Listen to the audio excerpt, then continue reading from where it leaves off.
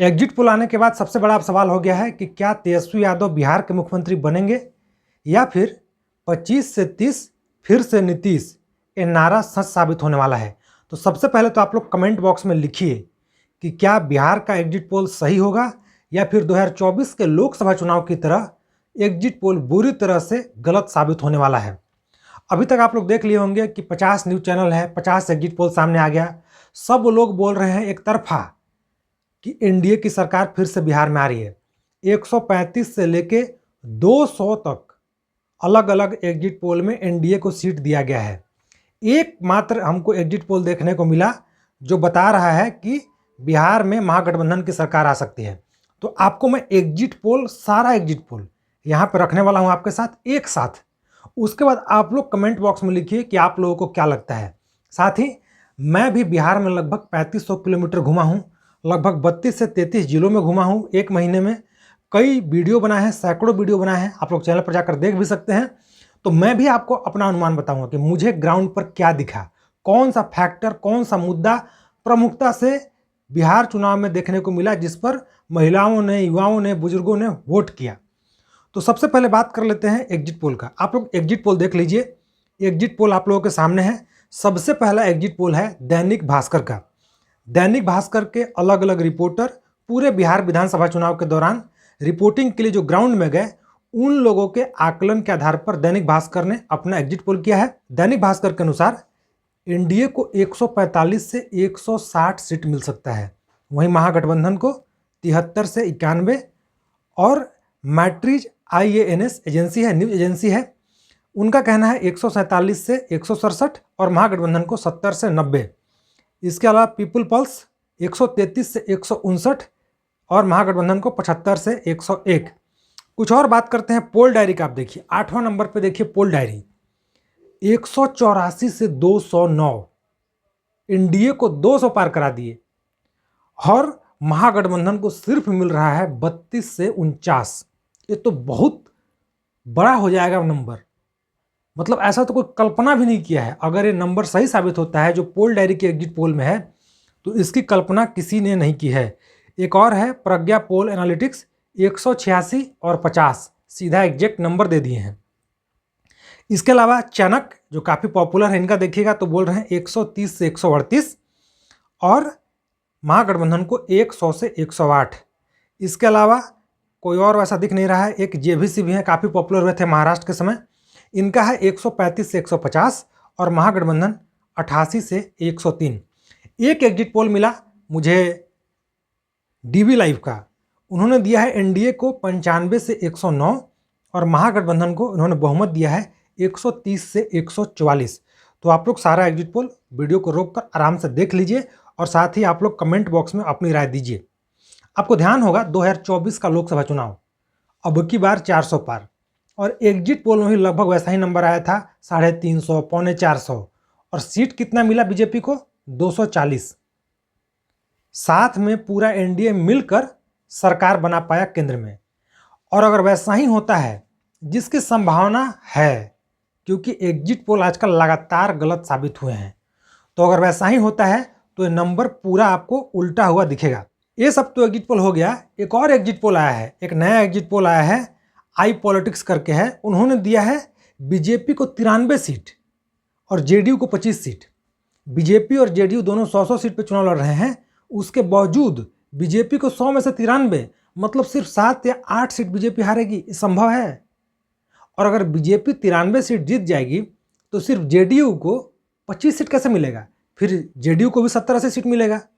उन्होंने उसी exit poll में आरजेडी को दिया है 97 सीट, और जब आरजेडी को 97 सीट आ जाएगा तो फिर महागठबंधन का सरकार कैसे नहीं बनेगा? ये संभव ही नहीं है। अब बात कर लेते हैं कि एग्जिट पोल का खेल क्या है। एग्जिट पोल के पीछे ही बहुत बड़ा खेल है। देखिए एग्जिट पोल का सभी लोग इंतजार करते हैं जैसे ही वोटिंग खत्म होता है, और न्यूज़ चैनल पे, सोशल मीडिया पे एग्जिट पोल हुआ, सभी लोग व्यू ले लिए, ज़्यादा से ज़्यादा पैसा कमाई हो गया। दूसरा बात होता है एक गुड फील वाला, जो एनडीए के समर्थक हैं, जो वैसा चैनल को देखते हैं, उनको थोड़ा गुड फील हुआ कि देखिए फिर से एनडीए का सरकार बन रहा है। जहां महागठबंधन का सरकार बन रहा है, वहां पे महागठबंधन के समर्थक को देख के लगा कि हाँ चलिए महागठबंधन का सरकार बन रहा है। तो कुल मिलाकर बात यह है कि एग्जिट पोल तुक्का है। एग्जिट पोल का आप ट्रेंड देखिएगा पिछले कुछ सालों में, 3-4 सालों में, तो बहुत सारा एग्जिट पोल गलत होता है। और ऐसा नहीं है कि सारा एग्जिट पोल गलत ही हो जाता है, लेकिन कोई गारंटी के साथ नहीं कह सकता है कि मेरा एग्जिट पोल 100% सही होगा। कोई दावे के साथ नहीं कह सकता है। तो कुल मिला के एक आकलन है। दूसरा जो बात करना है कि मुझे क्या लगा ग्राउंड पे, तो देखिए मैं 12 अक्टूबर को बिहार गया था और 11 तारीख जब दूसरे चरण की वोटिंग हुई तब तक मैं बिहार में था। 1 महीने में बिहार में रहा। लगभग मैं 3500 किलोमीटर यात्रा किया अलग अलग जिलों में। लगभग 32-33 जिलों में मैं गया हूँ। मुझे ग्राउंड पे दिखा कि महिला वोटर बहुत इंपॉर्टेंट फैक्टर है। और आपको देखने को ही मिलेगा कि महिलाओं ने पुरुषों के मुकाबले में लगभग 9% ज़्यादा वोट किया है। 9% ज़्यादा वोट किया है। महिलाओं ने लगभग 72-73% वोट किया है और पुरुषों ने लगभग 62-64% वोट किया है। लगभग 8 से 9% का फासला है महिलाओं में। तो महिला वोटर काफ़ी इंपॉर्टेंट है। और परिणाम में भी आपको देखने को मिलेगा महिला 10 में से 7 से 8 एनडीए को वोट कर रही है। 7 से 8, 6 तो कन्फर्म, 6 से ज़्यादा ही वोट कर रही है। और उनके लिए शराबबंदी बहुत बड़ा मुद्दा है। शराबबंदी के कारण उनके जीवन में थोड़ी शांति आई है, लेकिन शराबबंदी पूरे बिहार में है कहीं नहीं। पूरे बिहार में मैं घूमा हूँ, कहीं मुझे शराबबंदी नहीं मिला। कई लोग तो कैमरे पे आके शराब पी के बोलते हुए देखे गए, कई वीडियो में डाला भी हूँ, आप लोग देख सकते हैं आके। इसके अलावा जीविका दीदी के तहत जो पैसा मिला है 10,000, वो भी एक बहुत बड़ा फैक्टर है। इसके अलावा युवाओं की बात करें, जो कि लगभग 40 से 50% हैं, 40 साल से कम उम्र के जो युवा हैं वो बिहार में लगभग 40-50% हैं। तो युवा ज़्यादातर तेजस्वी यादव के साथ हैं। लगभग 6 से 7 युवा 10 में से तेजस्वी यादव के साथ हैं। लेकिन वहाँ पर भी एनडीए 10 में से 4 वोट 5 वोट युवाओं का ले लेगा। इसके अलावा बुजुर्ग की बात करें तो बुजुर्ग का जो पेंशन बढ़ा है 400 से 1100, वो एक बहुत बड़ा मुद्दा है। इसके अलावा उन लोग के लिए भी सुरक्षा यानी जो कानून व्यवस्था है वो एक बहुत बड़ा मुद्दा है। कुछ लोग ऐसे भी हैं जो पुराने समय के लालू प्रसाद यादव के समय के जंगल राज की बात करते हैं, तो वे लोग सब एनडीए को वोट करते हैं। लेकिन जो एमवाई समीकरण है, जो महागठबंधन का सबसे मजबूत पक्ष है, एमवाई समीकरण का जो वोट है 90% से ज़्यादा महागठबंधन को मिलेगा। बहुत ज़्यादा उसमें टूट नहीं होगी। हाँ, सीमांचल के इलाके में जहाँ पर असदुद्दीन ओवैसी की पार्टी एमआईएम चुनाव लड़ रही है, वहाँ पर मुस्लिम वोट उनको जरूर मिलेगा। सीट कितना मिलेगा इसको कहना बड़ा मुश्किल है, लेकिन उनको उस इलाके में वोट जरूर मिलेगा और वहाँ पे महागठबंधन को नुकसान हो सकता है। बिहार में मुझे लगा कि गंगा नदी जो बीच से गुजरी है, गंगा नदी के ऊपर में बहुत ज़्यादा काम नहीं हुआ है, विकास नहीं हुआ है। गंगा से नीचे आप आइएगा तो वहाँ पर विकास हुआ है, काम अच्छा हुआ है, आपको साफ साफ अंतर देखने को मिल सकता है। अभी हाल ही में आपने देखा होगा कि एक रैली में पप्पू यादव बोल रहे थे कि मुरेठा खोलो, हरा मुरेठा बांध कर तुम लोग वोट खराब करते हो, और हम लोग यादव समाज के लड़के को बोलेंगे कि आप लोग घर बैठ जाइए, हम लोग वोट ले लेंगे। हमारे आप चैनल पर जाइएगा तो कई वीडियो आपको देखने को मिलेगा। जो यादव समाज के लड़के हैं हरा गमछा डालते हैं, हरा मुरेठा बांधते हैं और बोलते हैं आरजेडी की सरकार बनेगा, यादव रंगदार बनेगा। हमारे चैनल पर जाइए, रील आपको एक देखने को मिलेगा, उसका बड़ा वीडियो भी है, लेकिन मैंने उसका अलग से एक रील भी डाला है। फेसबुक पे, यूट्यूब पे, इंस्टाग्राम पे लगभग 40-50 लाख लोगों ने उसको देखा है।